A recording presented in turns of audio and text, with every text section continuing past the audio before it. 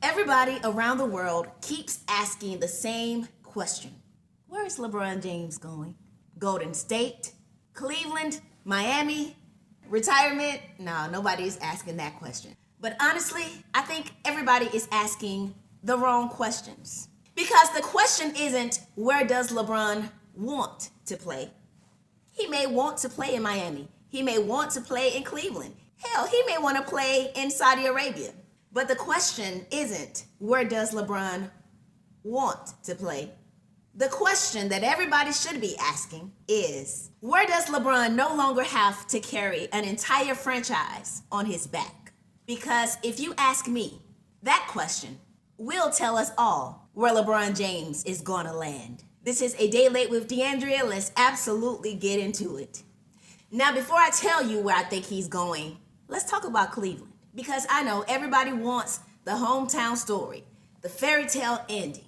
And honestly, I get it. I've actually been to Akron, Ohio. I've driven through those streets. I've seen the I Promise School.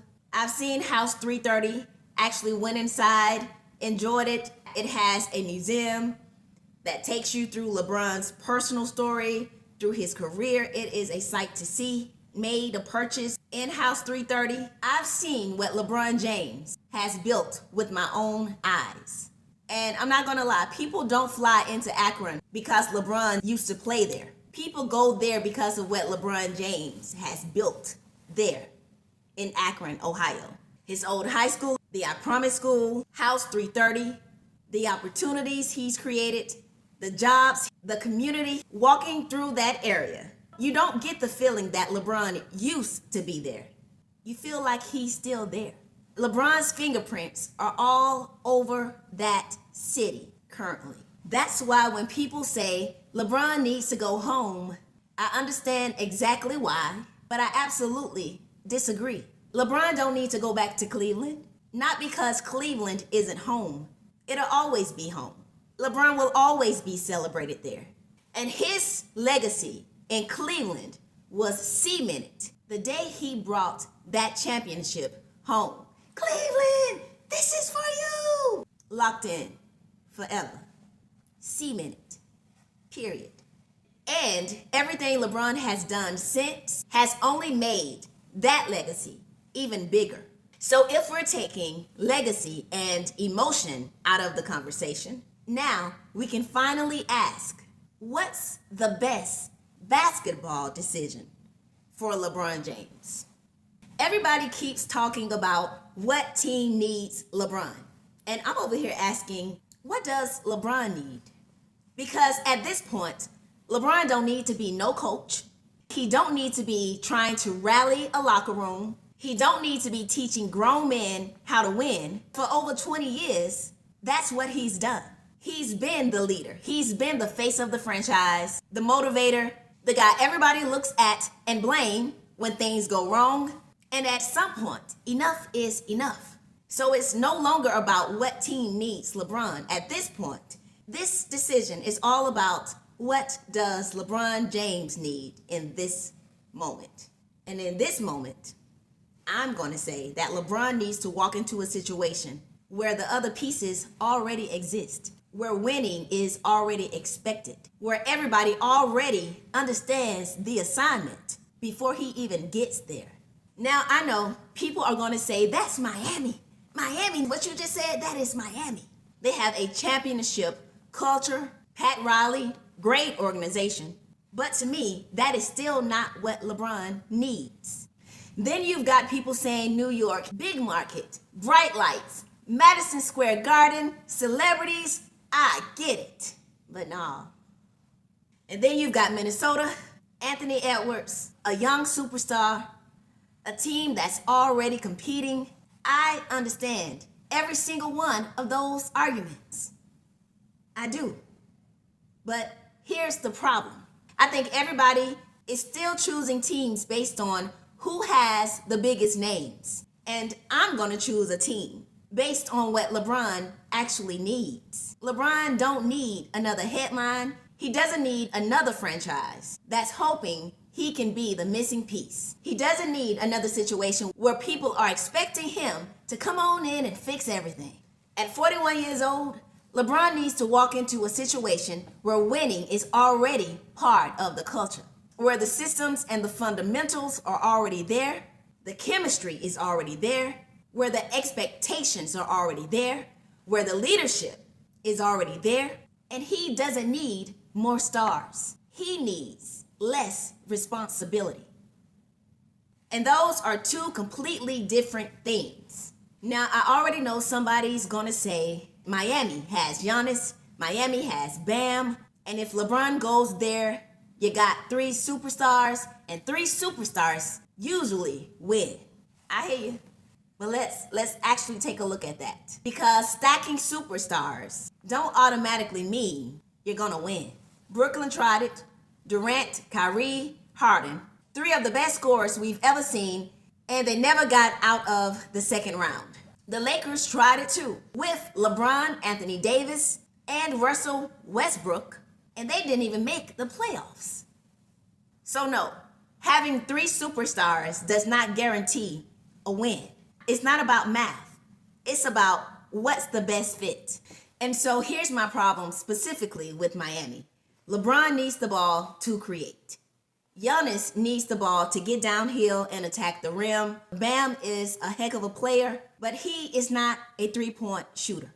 So that's three guys who all want to operate in the same space. They all need to operate in the same space. And nobody consistently there to make the defense pay from the outside.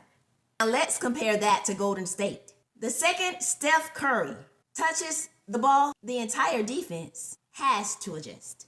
There ain't no, let's just not focus on him. Let's just attack LeBron. No, man, the entire defense must adjust once Curry gets the ball. And that's the difference between star power and an actual fit. Miami might have more household names, but household names don't guarantee chemistry. And I'd rather bet on the better fit than betting on a team piled up with superstar names. And that's exactly why I keep going back to Golden State. It's not because Steph needs LeBron, and it's not because LeBron needs Steph. It's because I think that they both make basketball easier for each other. LeBron is going to show up. He's going to attack the basket, collapse the defense, because that's what LeBron does. And the second two defenders commit to him, somebody is going to be open. Now, can you imagine if that somebody is Steph Curry? Ooh, woo! What do? Do you stay home on Steph? Or do you stop LeBron from going downhill and attacking that rim? Either way, somebody is going to get a clean look. That's why I think this fit just makes sense. It is a no-brainer.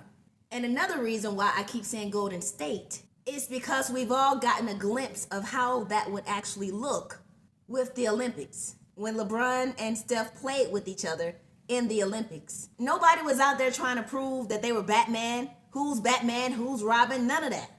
They just played basketball and it worked. It looked natural. Matter of fact, LeBron himself already talked about how much he loved playing with Steph Curry. So it's not like I'm over here creating something out of thin air. And I know that people are going to say, because they've already been saying it, well, what about Golden State's defense? Well, what about the Western Conference? And those are fair questions, but here's my response. I am not trying to build the perfect team on paper. And I don't think LeBron is either. I don't think LeBron is like, okay, we got the shooting guard here, we got small forward, power forward, center. Okay, let's arrange these numbers to look like this and look like that. No, man, I don't think LeBron is over there trying to create the perfect team. Not this time. Not this time. Not this time. I think LeBron is over there asking himself, what do I need? Asking his team, asking his wife, what do you think I need? Because this time it's not about what can LeBron do for another team. This time it's about what do I need? Where do I land that is the best fit for me at this point in my career?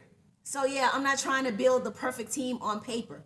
I'm trying to figure out what gives LeBron the best chance to win without having to carry another franchise on his back, where he can just show up and everybody there is already motivated to win, where he's not walking into an organization fighting with another player's wounded ego. He's not trying to do none of that. None of it this time. Because if you look back over LeBron's career, so many of his greatest runs came with him pushing, pulling, leading, begging, and in my opinion, sometimes damn near dragging teams to the finish line. Dragging teams much further than people thought they could go. If you look back at his career, that's what you're gonna see. And he's already done enough of that. I think LeBron James deserves to walk into a situation where he doesn't have to save anybody. He just has to be LeBron James. And if I'm making my prediction today, that's why I'm picking Golden State. It's the place where LeBron can finally stop carrying the weight of an entire organization on his back and just play basketball and actually enjoy it. Maybe I'm wrong, but we're all throwing around speculation at this point. And at the end of the day, this decision is going to be wherever LeBron James wants to go. And we will all find out soon enough. But that's my prediction. What do you think? Where do you think that LeBron is going to land? And before I go, name me another player that has ever had this situation placed in their lap. And woo woo, I know this is going to offend some of y'all, a lot of y'all, but we're talking GOAT conversation. We're talking GOAT status. Around LeBron James, we are having discussions that have never been had before in the history of the NBA. Michael Jordan did not have this opportunity to sit back at this stage of his career and pick wherever he want to play. LeBron has played 23 seasons straight through, no retirement. Jordan played 15 seasons, and they were not consecutive. I think Jordan retired twice. Let that sink in. We having these discussions, and y'all still going back and forth about the GOAT. I'll talk to you soon, or I'll see you later, whichever one is first.